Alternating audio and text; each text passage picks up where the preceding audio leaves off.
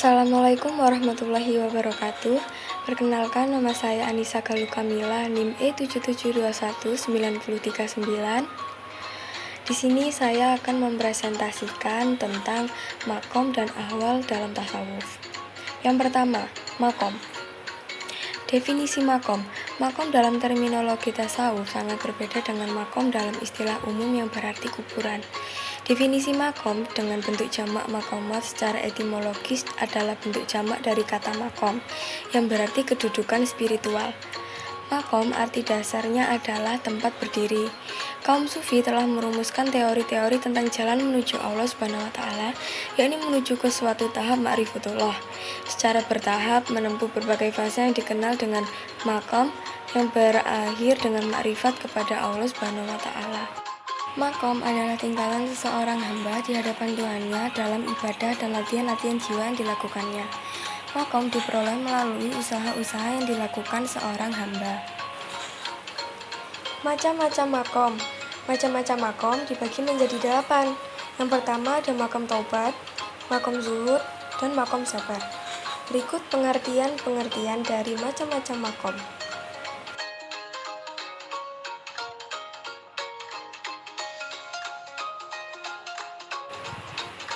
Ini merupakan lanjutan dari macam-macam makom. Ada makom syukur, makom khauf, dan makom ridho dan tawakal. Berikut pengertian-pengertiannya.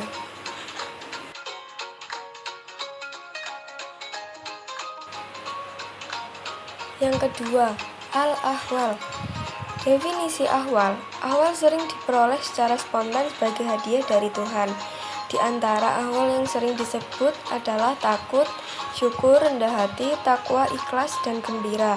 Meskipun ada perdebatan di antara para penulis tasawuf, namun kebanyakan mereka mengatakan bahwa ahwal dialami secara spontan dan berlangsung sebentar dan diperoleh tidak berdasarkan usaha sadar dan perjuangan keras, seperti halnya pada makamat, melainkan sebagai hadiah berupa kilatan-kilatan ilahi yang biasa disebut lamaat.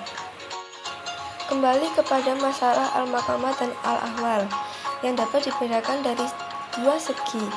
Yang pertama, tingkat kerohanian yang disebut makam hanya dapat diperoleh dengan cara pengalaman ajaran tasawuf yang sungguh-sungguh. Sedangkan ahwal di samping dapat diperoleh manusia yang mengamalkannya, dapat juga diperoleh manusia hanya karena anugerah semata-mata dari Tuhan, meskipun ia tidak pernah mengamalkan ajaran tasawuf secara bersungguh-sungguh. Yang kedua, tingkatan kerohanian yang disebut makam sifatnya langgeng atau bertahan lama, sedangkan awal sifatnya sementara, sering ada pada diri manusia dan sering pula hilang.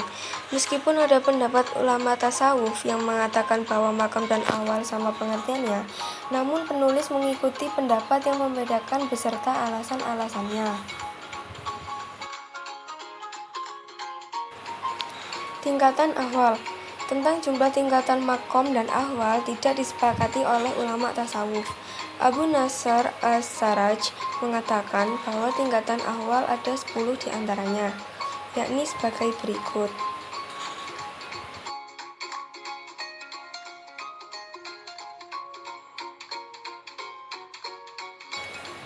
Kesimpulan, definisi makom dengan bentuk jamak makamat secara etimologis adalah bentuk jamak dari kata makom, yang berarti kedudukan spiritual.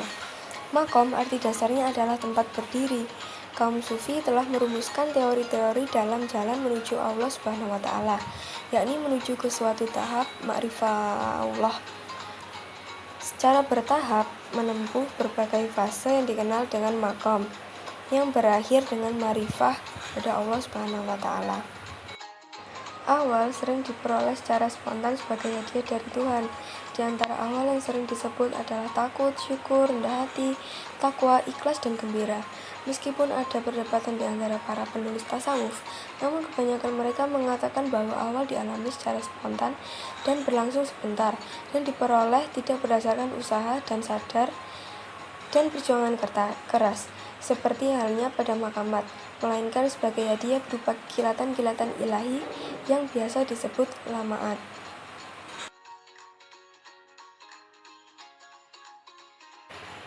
Nah, sekian presentasi dari saya. Maaf apabila ada salah kata. Sekian dan terima kasih.